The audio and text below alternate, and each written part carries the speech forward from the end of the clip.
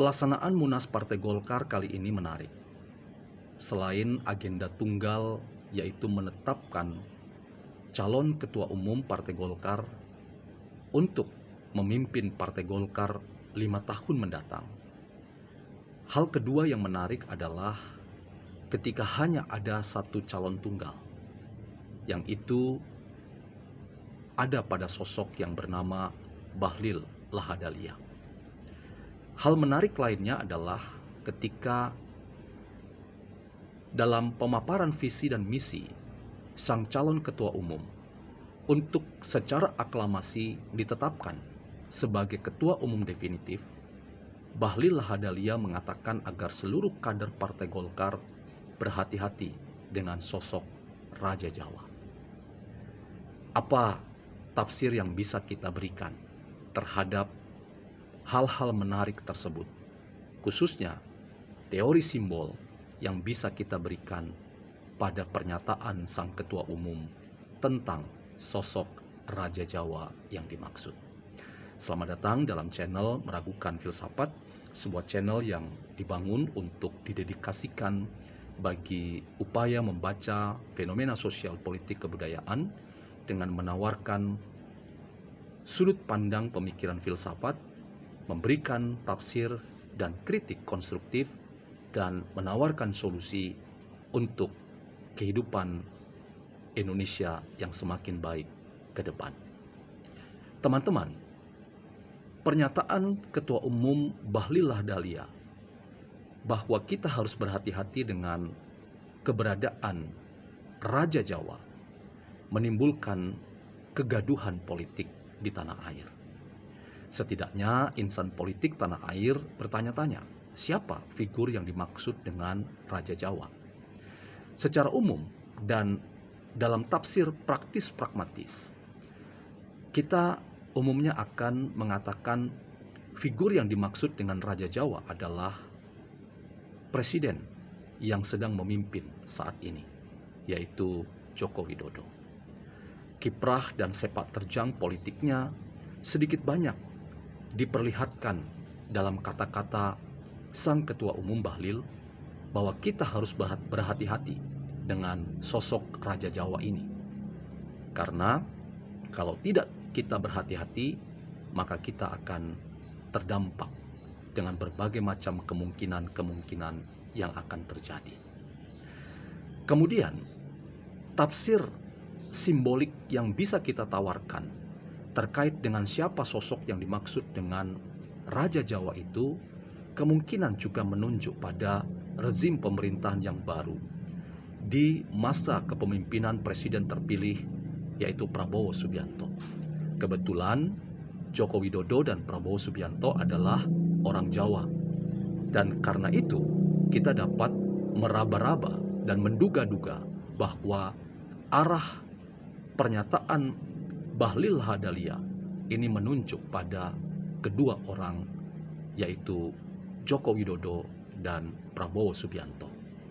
Teman-teman, dalam logika politik yang wajar, apa yang dikatakan oleh Bahlil ini memperlihatkan kepada kita tentang pesan yang tegas sekaligus pesan yang keras bahwa di masa kepemimpinan seorang yang bernama Bahlil, ia adalah aktor utama yang berada di belakang apa yang akan dilakukan.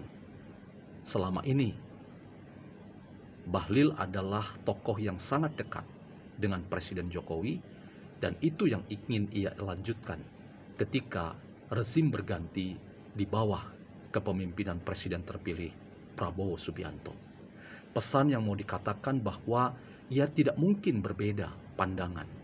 Ia tidak mungkin akan bertolak belakang dengan program dan kebijakan-kebijakan dari kedua presiden tersebut.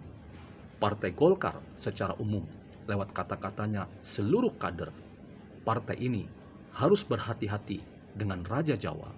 Itu pesan yang mau mengatakan bahwa Partai Golkar adalah partai di garda depan untuk mengamankan rezim pemerintahan yang sedang berkuasa.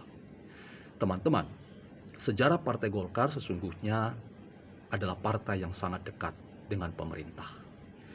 32 tahun rezim pemerintahan Presiden Soeharto memperlihatkan kepada kita betapa Golkar identik dengan pemerintah. Pemerintah bahkan juga identik dengan Partai Golkar. Doktrin karya kekaryaan partai ini adalah satu sinyal penting yang seringkali digaungkan oleh para kader partai ini, termasuk sang ketua umum, untuk menjelaskan dan menegaskan bahwa arah partai ini dulu, sekarang, dan ke depan adalah tetap berada di dalam dan bersama dengan rezim pemerintah yang sedang berkuasa. Karena itu, teman-teman, pernyataan politik Sang Bahlil Lahadalia itu adalah sebuah bagian dari statement politik ideologis, dan itu juga sekaligus sebuah pernyataan ideologis yang tegas sekaligus keras untuk memberi sinyal kepada siapapun. Dan salah satu tafsir kemungkinan sinyal itu ditujukan kepada Partai Demokrasi Indonesia Perjuangan yang selama ini membelakangi sang Presiden Jokowi. Bahkan di masa persiapan peralihan kekuasaan di masa kepemimpinan Presiden terpilih Prabowo Subianto dengan koalisi Indonesia Majunya yang meninggalkan secara berjemaah Partai Demokrasi Indonesia Perjuangan, itu merupakan sinyal keras agar PDIP berhati-hati dengan kekuatan besar yang berada di belakang rezim yang sedang berkuasa saat ini, yang akan meletakkan estafet kepemimpinannya kepada rezim pemerintahan yang baru di bawah kepemimpinan Prabowo Subianto. Inilah sebuah bagian dari perang ideologi yang ditujukan pada lawan-lawan politik Jokowi, termasuk mungkin juga yang akan terjadi di masa kepemimpinan Prabowo Subianto. Perang ideologi ini adalah sebuah sinyal yang wajar dalam perspektif teori simbol atau filsafat simbolik. Apa yang dikatakan oleh Bahlil Lahadalia bahwa Raja Jawa ini real, yang bisa memainkan kekuatan politiknya untuk melakukan banyak hal demi target-target jangka pendek, menengah, dan panjang untuk kehidupan politik yang berjalan secara baik dan menurut ukuran yang dimaksud oleh rezim-rezim yang berkuasa ini. Itu adalah sebuah kenyataan yang tidak bisa dipungkiri, dan Bahlil Lahadalia ingin mengajak setidaknya seluruh kader Partai Golkar dan arah politik Partai Golkar ke depan akan mengamankan seluruh program dan kebijakan rezim pemerintahan yang baru di bawah kepemimpinan Prabowo Subianto. Jika ini yang terjadi, teman-teman, maka dalam konteks pemikiran filsafat kita bisa mengatakan bahwa perang ideologi belum berakhir, tetapi dibunyikan genderangnya untuk memberikan sinyal bahwa estafet kepemimpinan membutuhkan stabilitas politik yang mumpuni. Stabilitas politik dilakukan oleh rezim pemerintah yang berkuasa untuk memastikan bahwa pencapaian target pembangunan yang diharapkan, pembangunan itu adalah pembangunan yang tetap bervisi Indonesia sentris, yang bervisi Nusantara sentris. Itu menjadi kekuatan dan jualan dari rezim-rezim yang berkuasa di bawah Jokowi dan Prabowo Subianto. Teman-teman, kita masih ingin memberikan pesan yang kritis terkait dengan pernyataan Bahlil Lahadalia. Apakah ini adalah bentuk dari kooptasi rezim yang berkuasa terhadap keberadaan internal Partai Golkar? Ataukah Partai Golkar sendiri secara sadar mau menerjunkan diri ke dalam kehidupan rezim yang berkuasa, menjadi pendukung yang loyal dan setia? Kita masih menunggu apa yang akan terjadi ke depan. Tetapi pesan positifnya bahwa ketika kita berbicara tentang politik dan berbagai macam kemungkinan yang terjadi, kita bisa meraba-raba bahwa Partai Golkar adalah partai yang terkooptasi, partai yang dipengaruhi oleh dinamika politik yang ada. Dan kita boleh mempertanyakan, apakah ini bagian dari kecerdasan seorang Bahlil?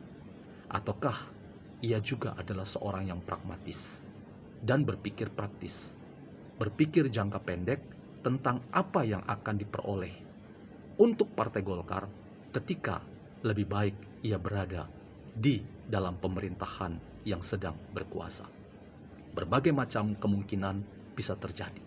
Tetapi tanggung jawab aktor-aktor politik dan institusi-institusi politik seperti Partai Golkar adalah memastikan bahwa pembangunan yang berkeadilan di bawah rezim apapun, dengan kebijakan apapun, itu tetap diarahkan pada semangat keadilan bagi Indonesia, bagi Nusantara, dan semua pihak sebagai putra-putri Indonesia punya hak yang sama tentang keadilan, kesejahteraan, dan kedamaian.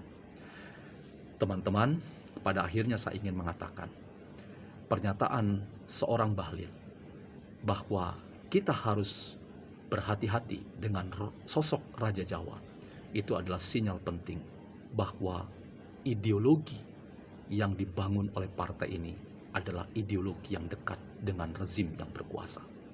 Apakah partai ini terkooptasi? Mari kita lihat dalam perjalanan ke depan.